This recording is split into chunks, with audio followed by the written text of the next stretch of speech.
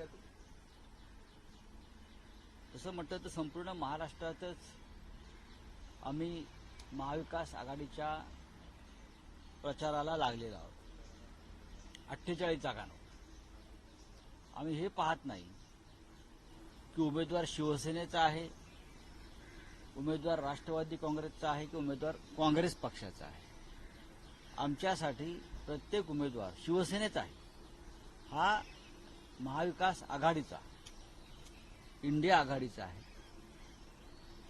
माननीय उद्धव ठाकरे साहेबांनी संपूर्ण महाराष्ट्र पिंजून काढला. माननीय पवार साहेबांनी महाराष्ट्र पिंजून काढला. काँग्रेसचे नेते ठिकठिकाणी जात आहेत.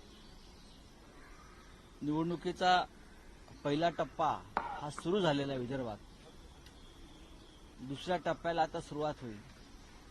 त्याच्यामुळे वेळ न दवडता आपण मतदारांमध्ये जायला हवं. महाविकास आघाडीचं वातावरण या राज्यामध्ये अक्षरशः झंझावात असावा त्या पद्धतीचं मला दिसतंय. त्याला एक अंडर करंट म्हणतो की आता बदल करायचाच, अशा मानसिकतेमध्ये लोक आहेत. महाराष्ट्रात कोणी कितीही डरकाळ्या फोडल्या तरी महाविकास आघाडीला कोणी रोखू शकत नाही. आता विषय आहे सांगलीचा. सांगलीमध्ये आमचे उमेदवार चंद्रहार पाटील हे म्हणजे फार आधीच प्रचाराला लागलेले आहेत. मिरजेमध्ये शिवसेना पक्षप्रमुख उद्धव ठाकरे यांची प्रचंड सभा झाली. लवकरच तिथे युवा सेना प्रमुख आदित्य ठाकरेही जाणार आहेत. आज, उद्या आणि परवा 3 दिवस मी त्या भागामध्ये आहे. तिथून मी हातकणंगलेला जाईन आणि संपूर्ण तो परिसर जो आहे तिथे शिवसैनिक असतील, काँग्रेस राष्ट्रवादीचे कार्यकर्ते असतील, त्यांच्याशी बैठका घेऊन त्यांना कामाला लावणं, त्यांच्या अडीअडचणी समजून घेणं, यासाठी प्रामुख्याने मी त्या भागात जातो. विश्वजित कदम, विशाल पाटील यांची भेट घेणार आहात? कारण ते सध्या तरी मुंबईत आहेत, मात्र जर सांगलीत असतील तर त्यांची भेट घेणार आहात? जे काही त्यांचं म्हणणं आहे किंवा त्यांचा जी नाराजी आहे, मी त्यांच्या भावनेशी सहमत आहे की प्रत्येक ठिकाणी, प्रत्येक मतदारसंघात जेव्हा आघाडी असते तेव्हा तो मतदारसंघ आपल्यासाठी सुटावा अशी कार्यकर्त्यांची एक इच्छा मनोमन असते. आता रामटेक हा परंपरेनं आमचा मतदारसंघ आहे. आमच्याही कार्यकर्त्यांना वाटत होतं की तो मतदारसंघ शिवसेनेकडेच राहावा. त्यासाठी त्यांचा हट्ट होता. पण आम्ही त्यांची समजूत काढली. तो मतदारसंघ काँग्रेसकडे. छत्रपती शाहू महाराजांसाठी कोल्हापूरचा मतदारसंघ आम्ही काँग्रेसला सोडला. तिथे आमच्या कार्यकर्त्यांचा हट्ट होता की तिथे मशाल चिन्हावरच निवडणूक लढली जावी. आम्ही तिथेही कार्यकर्त्यांची समजूत काढली. तसंच अमरावती आहे, असे अनेक भाग आहेत. आघाडीमध्ये आपण जेव्हा काम करतो तेव्हा अशा प्रकारे कार्यकर्त्यांच्या भावना लक्षात घेऊन दुखावलेल्या कार्यकर्त्यांची समजूत काढायची असते. आणि मला खात्री आहे काँग्रेसचं नेतृत्व सांगलीतलं आणि राज्यातलं हे जर कोणी नाराज असतील त्या भागात, ते त्यांची समजूत काढणे त्यांचं कर्तव्य आहे. काल तुम्ही एक पर्यायाचा प्रतिक्रिया देताना काल उल्लेख केला सकाळी, त्या पर्याय संदर्भात काँग्रेस पॉझिटिव्ह आहे किंवा पुढे चर्चा? हे पहा की सांगलीत अनेक मतदारसंघामध्ये जेव्हा आम्ही चर्चेला बसतो तेव्हा एखादा मतदारसंघ काँग्रेसकडे जातो, राष्ट्रवादीकडे जातो, आमच्याकडे, तेव्हा आम्ही दुसरा पर्याय सुचवतो. सांगलीच्या बाबतीमध्ये नक्कीच आम्ही काँग्रेसशी काही पर्यायांसंदर्भात चर्चा केली. माननीय उद्धवजी असतील, शरद पवार असतील, या सगळ्यांनी त्या संदर्भात एक सकारात्मक असं धोरण, भूमिका घेतलेली आहे.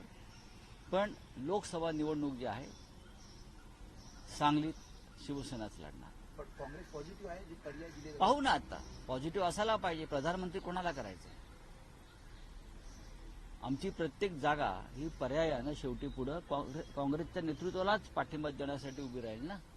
त्याच्यामुळे महाराष्ट्रात किमान 35+ जागा जिंकण्याचे जे मिशन आमचं आहे त्यासाठी प्रत्येकानं एकमेकांना हातभार लावला पाहिजे. माहितीत अनेकांना धनुष्यबाण मिळालं नाही. अजितराव घोरपडे यांची देखील आपण भावना गोळी असतील अनेकांना, धनुष्यबाण अखेर मिळाला नाही. आजच सामन्यात त्या विषयावरती अग्रलेख आहे. भारतीय जनता पक्षानं म्हणजे विशेषतः मोदी शहांनी जादू केली, अघोरी जादू केली. ही अघोरी जादू या अर्थानं की हिंदू हृदय सम्राट शिवसेना प्रमुख बाळासाहेब ठाकरे यांच्या धनुष्यबाणा, ज्या धनुष्यबाणावर बाळासाहेबांची श्रद्धा होती, या महाराष्ट्राची श्रद्धा होती, तो धनुष्यबाण महाराष्ट्रातून गायब करण्याचं अघोरी कृत्य, अघोरी जादू ही मोदी शहांच्या भारतीय जनता पक्षाने केलेली आहे. किमान 40 वर्ष हा धनुष्यबाण महाराष्ट्राच्या जीवनाचा एक अविभाज्य भाग बनला होता. धनुष्यबाण म्हणजे बाळासाहेब ठाकरे, धनुष्यबाण म्हणजे शिवसेना. पण ज्यांनी ती शिवसेना, आमचीच खरी शिवसेना आणि आमचा धनुष्यबाण म्हणून इलेक्शन कमिशन आणि विधानसभा अध्यक्षांच्या बेईमान निर्णयामुळे त्यांनी तांडव केलं, नाचले, आम्हीच खरे, आम्हीच खरे, त्यांना त्यांचा धनुष्यबाण अनेक मतदारसंघात वाजवता आला नाही, कारण ते खोटे आहे, त्यांच्यात हिंमत नाही. बरं का, त्यांनी धनुष्यबाण चोरला, त्यांनी शिवसेना चोरली आणि तो चोरीचा माल भारतीय जनता पक्षानं चोरला, लाटला. त्याच्यामुळे महाराष्ट्राची जनता यांना जाब विचारली. अर्थात आम्हाला दुःख आहे की धनुष्यबाण अशा प्रकारे अदृश्य करण्याचा प्रयत्न झाला. हे स्वप्न भारतीय जनता पक्षाचं होतं अनेक वर्षापासून की शिवसेना आणि धनुष्यबाण महाराष्ट्राच्या राजकीय क्षितिजावरून नष्ट करायचं, आणि त्याला हे 40 खोकेवाले बळी पडले. पण तरीही आम्ही सगळे शिवसैनिक ठामपणे उभे आहोत, मशाल चिन्ह घेऊन, आणि शिवसेना हे नाव घेऊन. कामाख्या देवींचा आशीर्वाद त्यांच्या मागे आहे, असं देखील मागे मग कामाख्या देवीच्या पायाशी रेडे कापले, त्या रेड्यांकडे काय प्रार्थना केली का धनुष्यबाण अदृश्य व्हावा म्हणून? कामाख्या देवीकडे जाऊन किती रेडे कापले ना. मग तिथे हीच प्रार्थना केली का आमचा धनुष्यबाण जाऊ द्या, आमची शिवसेना नष्ट होऊ द्या? ही प्रार्थना कोणी भाजपने केली की या मिंदे गटानं केली? तुम्हाला इतिहास माफ करणार नाही, तुम्ही बाळासाहेब ठाकरेंचं धनुष्यबाण नष्ट केलं. उत्तर पश्चिम लोकसभा मतदारसंघात महायुतीकडून चाचपणी सुरू आहे. संजय निरुपम हे शिंदे गटात प्रवेश करू शकतात, त्यांना उमेदवारी मिळू शकते.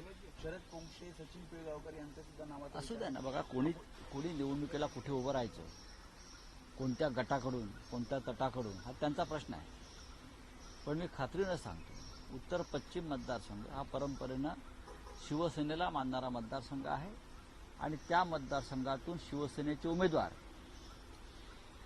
अमोल कीर्तीकर हे प्रचंड बहुमतानं निवडून येते. निरुपम असेल तर टफ फाईट होईल? अजिबात नाही, उलट सोपी जाईल. आम्हाला महाराष्ट्रात प्रत्येक ठिकाणी लढत आहे, प्रत्येक ठिकाणी संघर्ष करावा लागेल, पण अंतिम विजय हा सत्याचा, मशालीचा आणि शिवसेनेचा होईल, याच्याविषयी आमच्या मनात खात्री आहे. हनुमान सर हिंदी में जानना चाहेंगे, आप 3 दिन के सांगली दौरे पे हो, जहाँ पे आपके जो महाविकास आघाड़ी को है उनके उम्मीदवारों को प्रचार किया जाने वाला है, किस तरीके से ये दौरा है, और इसी चीज को लेकर कांग्रेस की भी कुछ नाराजगी देखिए, महाराष्ट्र में सभी सीटें हैं 48, वो महाविकास आघाड़ी की है, किसी एक पार्टी की नहीं मानती. ये शिवसेना है, कांग्रेस है, राष्ट्रवादी है. शिवसेना का नजरिया स्पष्ट है, सभी सीटें हमको जीतनी है, चाहे कांग्रेस के पास हो, चाहे एनसीपी के पास हो. सांगली शिवसेना के पास है. कुछ लोग नाराज हो सकते हैं, जैसे कि अब रामटेक है, शिवसेना का परंपरागत गढ़ रहा, वो कांग्रेस के पास चली गई सीट, तो हमारे कार्यकर्ता वहां नाराज हो गए. हमने उनको समझाया कि आघाड़ी की राजनीति में ये होता है. अमरावती, कोल्हापुर, ये हमारी सीटें थी, फिर भी हमने कार्यकर्ताओं को समझाया है.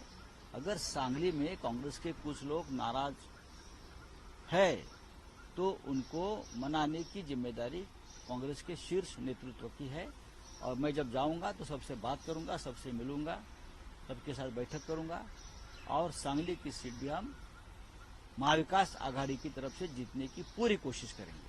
सर, इलेक्शन के जो है डेट डिक्लेयर होने के बाद प्रधानमंत्री संयुक्त दौरे पे है, उसके बाद 14 तारीख को और एक दौरा था जो कैंसिल होने का पॉसिबिलिटी है, किस तरीके से देखते हैं लगातार? देखिए, प्रधानमंत्री को आप प्रधानमंत्री मत कहिए, वो कार्यवाहक प्रधानमंत्री है. फिर भी वो कार्यवाहक प्रधानमंत्री पूरा सरकारी तामझाम लेकर महाराष्ट्र में आते हैं. सरकारी विमान, सरकारी हेलीकॉप्टर, सब कुछ सरकार की यंत्रणा है. क्या कोड ऑफ कंडक्ट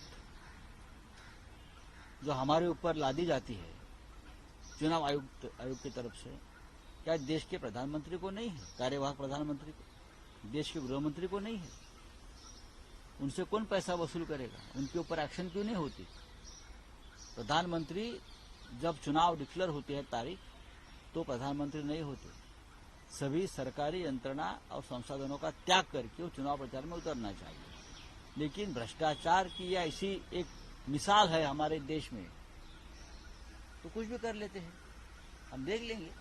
कल मुख्यमंत्री यवतमाल में भाषण दे रहे थे, जहाँ पे उनका भाषण है, उनके भाषण में कई बार जो है प्रधानमंत्री और जो केंद्रीय गृह मंत्री है उनके नाम का जिक्र हुआ, उनके जो काम है वो जिक्र हुआ, लेकिन यवतमाल की जो समस्या है या यवतमाल के जो नागरिक, वो मुख्यमंत्री कुछ भी कहे, एजेंट, उन्होंने कहा कि हाँ मैं एजेंट हूँ। हाँ, मुख्यमंत्री अगर शिवसेना को, अपने आप को शिवसेना का मुख्यमंत्री अगर किसी का एजेंट कहता है, एजेंट, तो ये अपने आप को बाला साहब ठाकरे का शिवसैनिक जो कहता है, वो बाला साहब ठाकरे जी का अपमान कर रहा है, वो महाराष्ट्र का अपमान कर रहा है। और ऐसे एजेंट को महाराष्ट्र कभी माफ नहीं करेगा। चले थे सामना के लेख में आपने कुछ कहा, पूरी विजय की बात की, क्या पूरा होता है?